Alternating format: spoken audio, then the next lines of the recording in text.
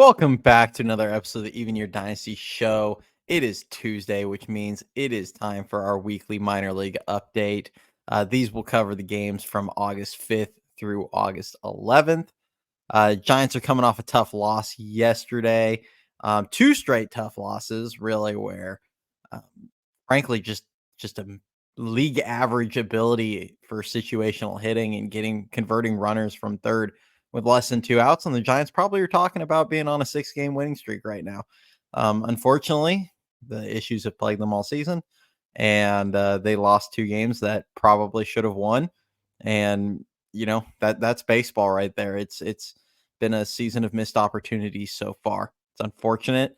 It's something they need to get figured out. How they go about that, if I knew the answer, I probably wouldn't be sitting here making this podcast. I think getting a few more uh, contact oriented guys would be a good first step, but that's just the nature of and like the direction of the league at this point. So, but we're here today to talk about the minor leagues, and there's a lot of good stuff going on down there, a lot of exciting prospects. We're getting to see for the first time some higher rated guys down in full season ball that have just come up to San Jose. Few guys that are kind of making their mark in other levels. So we're going to kind of talk about all of that on today's episode. But before we get started, as always, if you guys do enjoy the content we put out, please do like the video, subscribe to the channel, click the bell for notifications, all that stuff. It definitely helps with channel growth. We're trying to, I've said I'm trying to push it up to 700 subscribers. We're going to try and get, the goal eventually is to clear 1,000. As we get closer to 1,000, we are going to try and do some sort of giveaway. So probably once we clear 900, we'll announce what that is and, how to qualify and all that stuff. So do please subscribe to the channel. And without further ado, we'll get going on the minor leagues. So starting off with Sacramento, they went 2-4 versus Albuquerque. They are now 60-54 on the season. For a while there, they had a really good record going. They've kind of slowed down a ton, not surprising. They've lost a lot of the talent that was in Sacramento because as you look in the major league roster now, you see a lot of guys that were down on the farm to start the season. But Carson Wisenhunt still did not pitch this week. He's still battling an injury and he's been on the 7-day IL. I don't know exactly what it is. Hopefully it's not elbow related, I guess would be the one thing I would say. It did sound like he was throwing down in the, we'll call it the extended ACL in Scottsdale at the Papago facility. So I'd imagine he'll probably be back sooner than later, assuming there's not any further setbacks or anything like that. But number 6 prospect, Mason Black, through 6 innings, 2 earned runs, 3 hits, a walk, 3 strikeouts. Pretty efficient, 77 pitches, 49 of them for strikes. So he's had a couple good outings. I think like 3 of his last 4 have been really solid. So it's good to see that he's finally, kind of riding the ship because he was struggling for an extended period there. And he does still have good stuff. He has the potential to be just a solid major league arm. He's probably never going to be a, super high end front end guy, but he's a guy that there's no reason he can't, stick on a major league roster, get some outs, be a quality back end starter. Number 11 prospect, and you'll notice a couple of these guys have moved up in the rankings. Marco Luciano he did get promoted off of the top 30 list because he exceeded his rookie eligibility while he was sitting on the bench for a week, because if you're on the major league roster for I think more than 45 days, you drop off. So he was removed off the top 30 list. So a couple of guys moved up a little bit in the rankings. So number 11 prospect, Trevor McDonald, 4 2/3 innings, an earned run, 4 hits, a walk, 5 strikeouts, 77 pitches, 47 for strikes. He did not start that game. He actually came in relief after Tristan Beck, who made his first rehab appearance, which Beck threw 3 innings and gave up 1 earned run. So good to see there. He's going to pitch again today. Hopefully we'll see Tristan Beck in San Francisco sooner than later because they frankly could use his arm. But McDonald looked solid, pretty, not as efficient as you would hope, but he is pretty deceptive. He is kind of a, he kind of short arms it a little bit where he hides the ball really well. but he still has an explosive arm. He still throws mid to high 90s, has a good changeup off of that, and then his slider is probably his best pitch. So really good stuff. I think he'll be in the majors next season, in some capacity, probably as a reliever, but he's doing some really good things since he's been in Sacramento once he got healthy. Number 12 prospect, Grant McCray. You get to see kind of everything that Grant McCray can be and does, and all, both the positives and the negatives this week. He went 7 for 27, hit 2 home runs, hit 2 triples and a double, walked 3 times, but also struck out 10 times and then stole a base. So you get the power, you get the speed, and you get the swing and miss, and you get the plate discipline. You kind of get all of it out of him. So that's kind of where it's going to be a struggle for him in the majors if he can't make contact. That's, I think, the biggest concern and the biggest risk. But that said, he could probably contribute to this team today as a defensive replacement and a late inning pinch runner, spot starts, as a reserve outfielder. But I'm not sure if his bat would be ready to really produce at the major league level right now. That's the risk, and I would probably lean towards wait till the September call ups, bring him up as that 28th guy on the roster, rather than bringing him up now just to sit him, just because I'm a believer in letting these young guys develop and play every day. So hopefully they let him keep playing in Sacramento, but he is making a case because defensively, he's really good in the outfield at any of the 3 spots. They kind of cycle through him, Meckler, and Bishop all in center field. They'll move him around, have him play left and right as well. Matos is down there too. They kind of move Matos around as well. So all of these guys, they want him to be able to play any of the 3 spots. But of the 4 of them, McCray is easily the best center fielder of all of them. So he's probably the best defensive center fielder in the system. So hopefully we'll see McCray sooner than later. And some of the stuff like his speed and a little bit of sneaky power and the defense could play right now and help. So number 15 prospect, Wade Meckler, is back in Sacramento. He went 9 for 32 with 2 doubles, 4 strikeouts, and a stolen base. Defensively, like I said, he's kind of playing all over the outfield. The defense is going to be the biggest concern for him, because offensively, like, he can hit. He doesn't have the greatest power, obviously. He's not going to hit more than maybe a couple home runs in the season. And frankly, his power limits just his extra base potential in general, because he doesn't really drive the ball over anybody's head. His doubles and everything are going to be coming on line drives that hit, manage to split the gap or into the, down the lines, because he does have plus speed. So, but he also can steal bags for you. He's a guy that could, walk, get on base. He grinds at bats really well. I mean, he's kind of an ideal 4th outfielder if he can figure out the defense. Number 16, prospect, Carson Seymour, 4 innings pitched, 6 earned runs, 8 hits, a walk, 4 strikeouts through 82 pitches, 51 for strikes. He struggled really badly his last 2 outings. The funny thing is he's not walking a ton of guys. He's just getting kind of knocked around. But, they're pitching in Albuquerque. It's a tough environment. Not to sit there and make a bunch of excuses, because other pitchers on the Giants did really well this week. But it is, a launching pad at elevation, all those things. So number 29 prospect, Carson Ragsdale, had his best start as in AAA since he's been promoted. 6 innings pitched, 2 earned runs, 5 hits, 11 strikeouts, 87 pitches, 60 for strikes. He's a big, tall, kind of lanky guy, has a pretty live fastball and a really good curveball or breaking ball. So got a lot of swing and misses in this one, fooled a lot of guys. So he mixed his pitches really well, and he threw the ball really well in a tough place to pitch. And hats off to him, because he's a bit of an older prospect, and it's hard, because for those guys, if they don't do well in Sacramento or in AAA in general, like they're not going to get an opportunity, because they're just kind of, they age themselves out where other guys are going to pass them. So good for Carson. He had a really good game. Luis Matos went 6 for 14, 2 home runs, a double, a walk, and a strikeout. Um, Still a little bit pull happy, still a little bit fly ball to left field happy. I'd really like to see him use the whole field, but he did knock two of them over the fence, and I'm not going to sit there and complain about that. It was good to see. He's just, to me, his pathway as a big time successful major leaguer is going to be using the whole field and getting more line drives and fly balls. Hunter Bishop, 3 for 23, a home run, 6 strikeouts.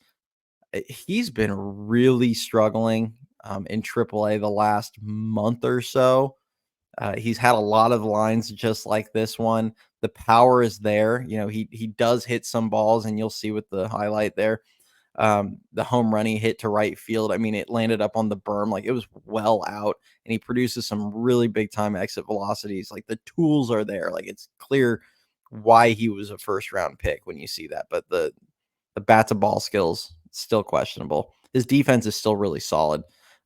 He's just kind of a 4-tool player right now, and the one tool is so deficient that it's stalling him out. So hopefully we can see him kind of get going again. I do like his swing. Like I don't feel like there's a reason he should. It's probably more to do with like pitch recognition and things like that. But it's the tools are there. Like I said, there's a reason he's going to probably be around. I don't think anybody will really grab him in the Rule 5 draft. I don't know if the Giants will add him to the 40-man or not. I think McCray is a safe bet to get added. I don't know about Bishop. I think they may try and slip him through. And even if somebody grabs him, I'm not sure he would stick on a major league roster. So, but, I've been shocked before, so we'll see. David VR, he's been playing kind of first and third base mainly. 5 for 17, a double, 5 walks, 4 strikeouts. Good bounce back week for him. Good plate discipline. He shows some power. Obviously, he didn't any home runs this week, but he's playing well this season as a whole. And even in his time in San Francisco as a whole, he played, kind of well. He struck out too much his second time back when they brought him back up. That is something that is concerning for sure. I would have loved to see him get a longer leash and a longer run, but Gerard Encarnacion kind of forced the hand, and then Mark Canha they traded for Mark Canha, and Canha's playing well. So you can't really blame the team in this situation for, rolling with those two guys. Moving on to Richmond. They went 3-3 versus Hartford. They're now 50-58 on the season. We had a Von Brown sighting. He is back in Richmond. He did play in Eugene last week and going into this week. We're going to see. He only got one at bat in Richmond. He went over 1 with a strikeout. He's got a nearly 50% strikeout rate in Double-A this season. And I like Von Brown. I like his tools. I like the power speed tools that he brings to the table. And he's a really good defender. But I mean, for a guy that has this much swing and miss at 26 years old, I hate saying this, but he's a guy we're probably talking about that's going to be out of the system within a couple months if he doesn't show that he can make contact. And it's a sad reality, because him and McCray are very similar, but even McCray his strikeout rate was down like 30%, not 50. So he's got to show something soon. Number 17 prospect, Diego Velasquez, 5 for 18, 4 walks and 3 strikeouts. He's been mainly at second base from what I've seen. Occasionally he gets to shortstop. I'm trying to add in like their position. Somebody gave that feedback that they wanted to hear that and a little more about their defense. So trying to give that for those of you that are interested. Defensively, he's solid. He's rock solid at second base. I think that's his future is probably second base. And I think he's going to be a very good defender. And then he can swing the bat really well. So didn't really show the power this week, obviously, just 5 singles and 4 walks, but that's still a really solid week. And he does, limit the strikeouts pretty well, which I like. Number 18 prospect, Victor Bericoto, 5 for 16 with a home run. I think it was his first home run in about 2 months, a walk and 3 strikeouts. The home run was massive. It hit the scoreboard in left center. He has enormous power. I mean, there's no reason he should have only 8 home runs when he hasn't missed significant time to injury or anything like that. The power almost felt like it vanished. overnight, and it's just not been playing well in Double A. So hopefully he's able to make the adjustments and go on a bit of a tear to end the season, because really he has some of the better power potential in the system. So good to see him, break out of that slump though. Number 26 prospect, Jairo Pomares, 6 for 25, 3 doubles, a walk, 3 strikeouts.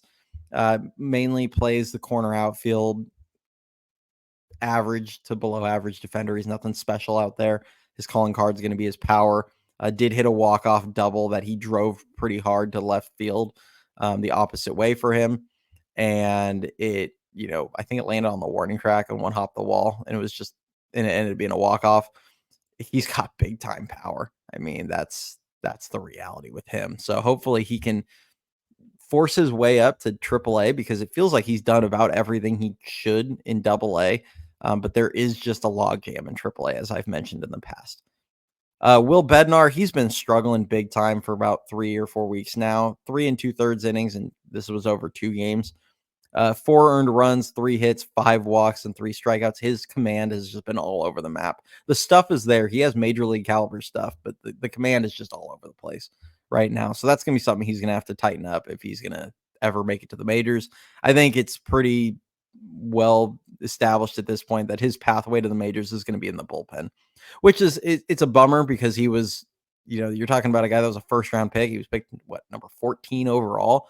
And you never want to take a guy 14 that you're drafting a reliever. And I don't think, unlike Reggie Crawford, it felt like Will Bednar could have been a starter.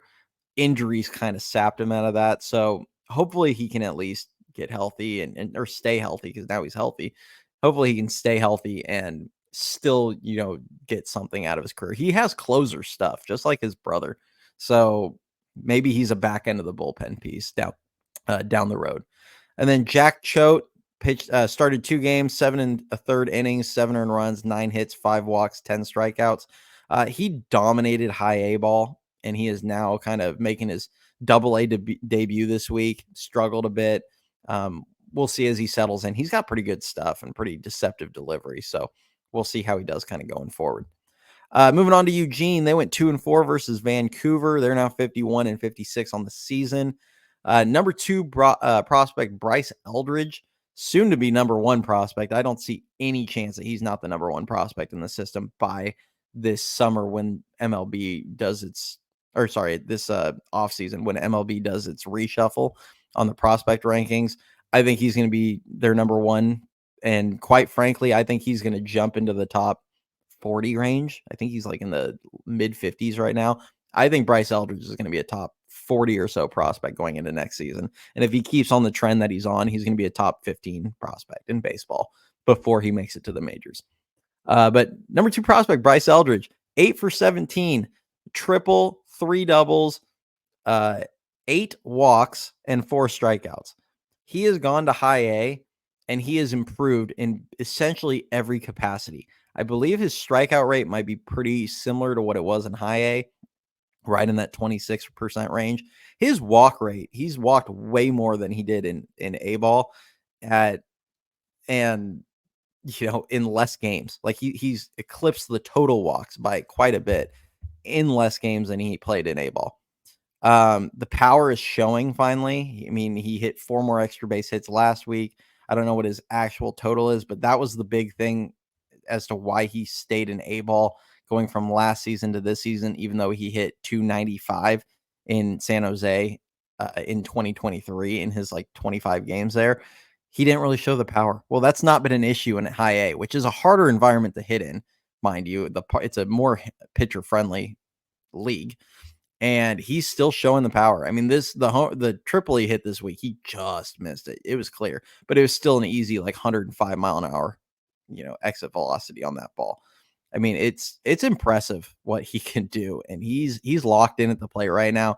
If he continues this, there is no reason that he doesn't make it to Richmond to start next season. And, frankly, if he has another huge week where he knocks a couple out of the park, they very well might give him a cup of coffee there to end this season. I think it's unlikely, but it is possible. Now, he's been playing first base. For those of you wondering how he looks defensively, Will Clark thinks he could win a Gold Glove there. So that's pretty high praise. So he's really good. The only thing, and this is me just being picky, is I always prefer a left-handed throwing first baseman. He does throw right-handed, but that doesn't mean he can't be elite. I mean, Paul Goldschmidt has been like the best defensive first baseman of this generation, and he's a right-handed first baseman. So that's just me being nitpicky on that one, but uh, that's how he's looked. He's looked really good over there.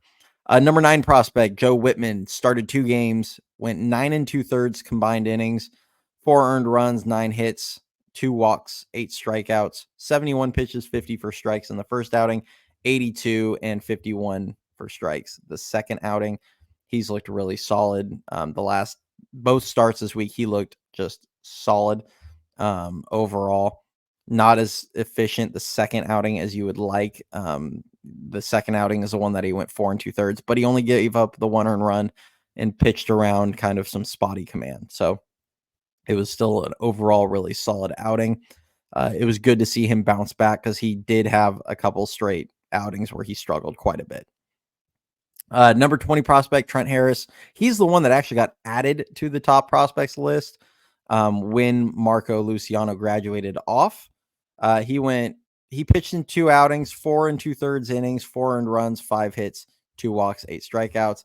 It's a little bit deceptive though, because one of the outings he went 4 innings and I believe gave up no earned runs in that one. And then the other one he got knocked around. So, obviously take it for what it's worth.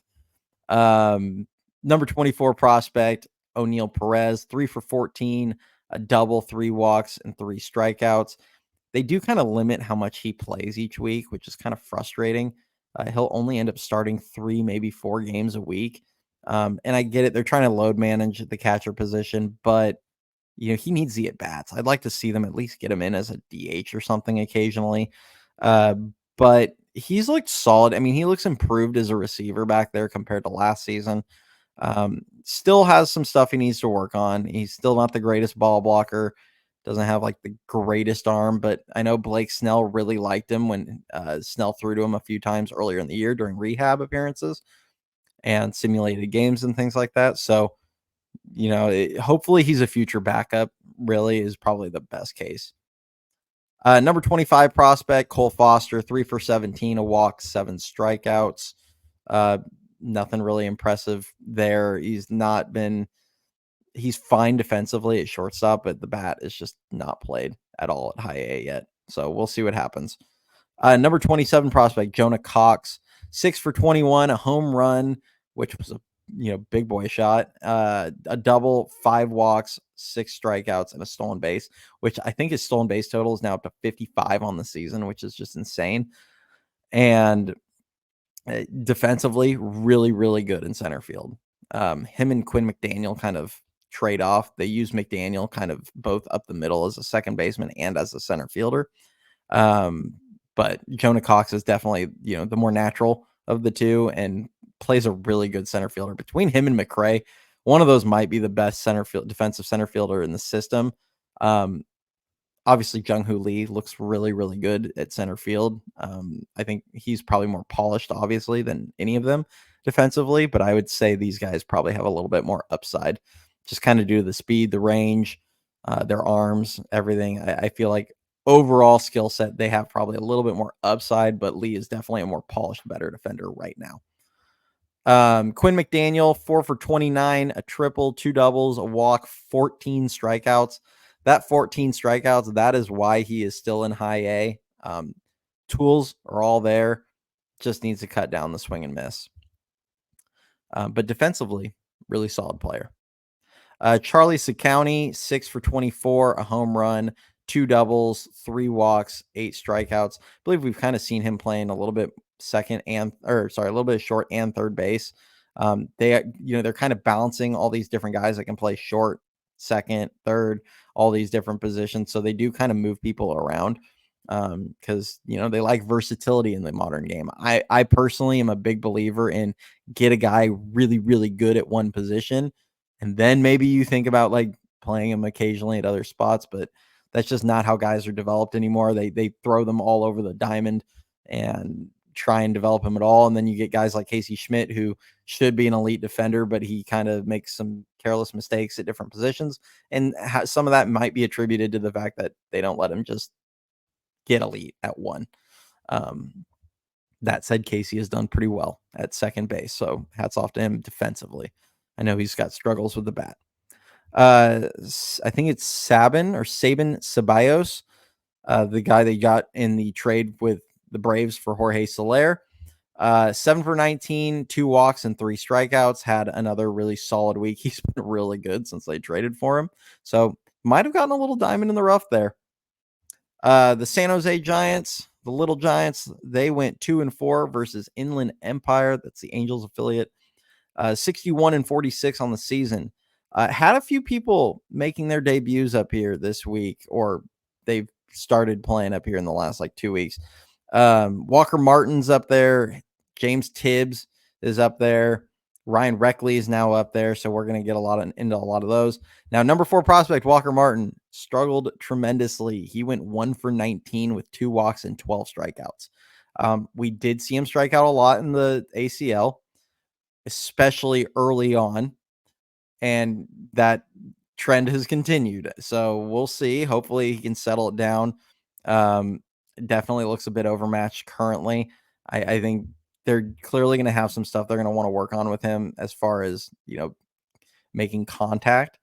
But, the tools are there. I mean, there's a reason this guy was billed as probably a first-round pick, but then obviously he fell due to signability questions, and they got him in the second round.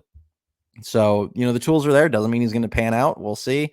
Obviously, there's a lot of concerns, but defensively, he looks fine at short. I know they think he'll probably need to move to third or second down the road.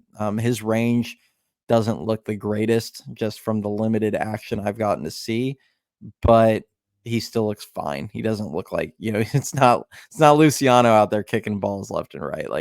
I think the range is going to be the biggest question mark for him.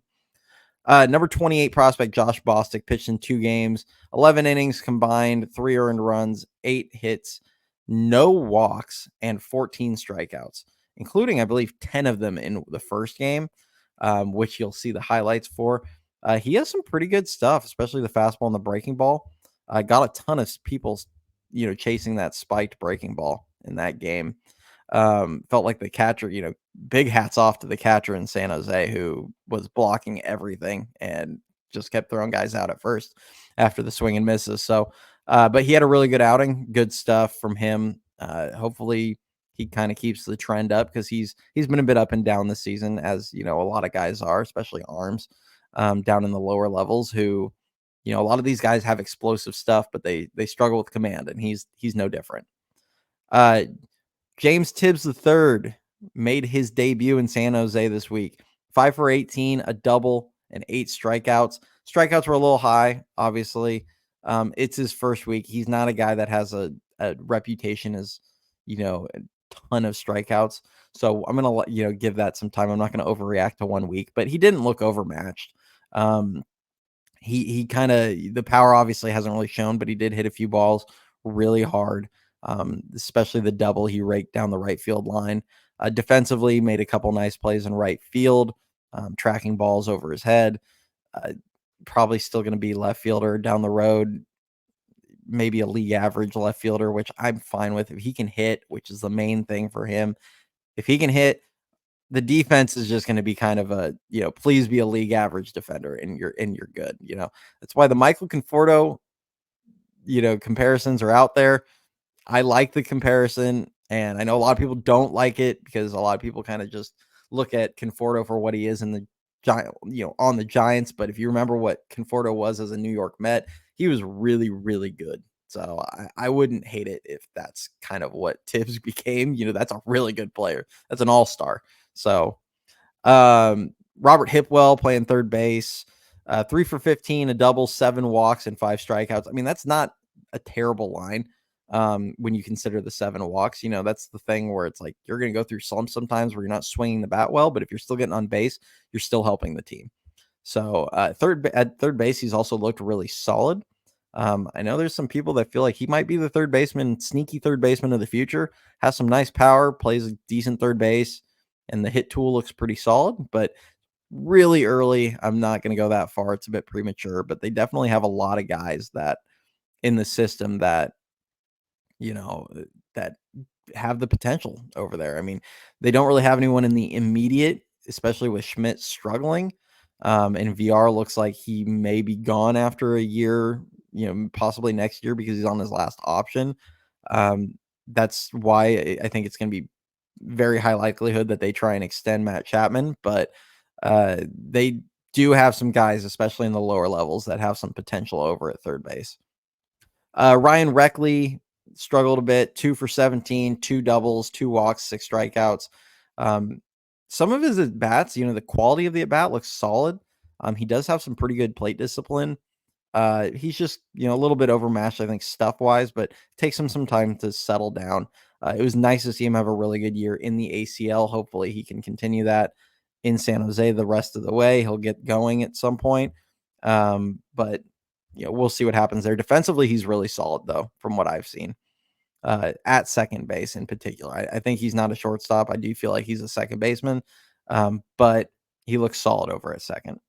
Lisbel Diaz, 6 for 23, a home run, a triple, a double, 2 strikeouts. Good to see him get the bat going again. He does have some pretty good power, and it hadn't really shown a ton in San Jose. He's had a few out, a few extra base hits, but he had been struggling quite a bit with the swing and miss, and he just hadn't been, it seems like his pitch recognition is going to use some work as well as his plate discipline, but really good, solid week from him this past week. And then moving over to the Dominican Summer League, where their number 19 prospect now, Johnny Level, who was their top international signee, went 7 for 21 with 2 home runs, 2 doubles, 3 walks, 5 strikeouts, and a stolen base. I think he has 17 or 18 stolen bases as well as 8 or 9 home runs in the Dominican Summer League as a 17-year-old. You are probably going to see him. He's going to turn 18 right before the season next season. And I think because I believe his birthday's in March. We'll probably see him in the Complex League next season. And then maybe we'll see, similar to guys like Diaz and Reckley, maybe we'll see him, depending on how he does in the Complex League next season, you may see him in San Jose by the end of the year or mid-season or so. But good to see he's not overwhelmed, kind of just shows it's a total crapshoot with these international guys. You get guys like Reckley, who was ranked number 9, that struggled a ton in the DSL. And then you get Johnny Level, who was ranked, I think, number 36, and he shows up and he just tears the cover off the ball as a 17-year-old. So, guys, it's a total crapshoot for these international signees. Maybe he ends up being just a really good player. He's drawn some Rafael Furcal comps. So not saying he's going to be that, but this guy clearly has some talent. He has some nice power speed combination. So excited to see him doing really well. Hopefully we'll see him over in the Complex League in 2025. And maybe we'll get to see him a little bit in some full season ball, which would be pretty exciting to have a young prospect. I think he's going to definitely climb the rankings though. He's a guy that probably will be fringe top 10 prospect going into next season. Somewhere in the 9 to 12, 13 range, my guess. But we will see. That's all I have for this episode. We'll have more coming out this week. Definitely we'll do the live with NorCal tomorrow night. We will get a live going this week on this channel. I don't know if it'll be Thursday night or if it's going to be probably Friday. If I had to guess, is more likely Friday night. But I will, keep you guys posted. And then I do want to try and get another video or two that I just kind of push out on this channel this week. Just kind of like one of these, like but shorter video. So appreciate all you guys. We'll catch you next time, and go Giants.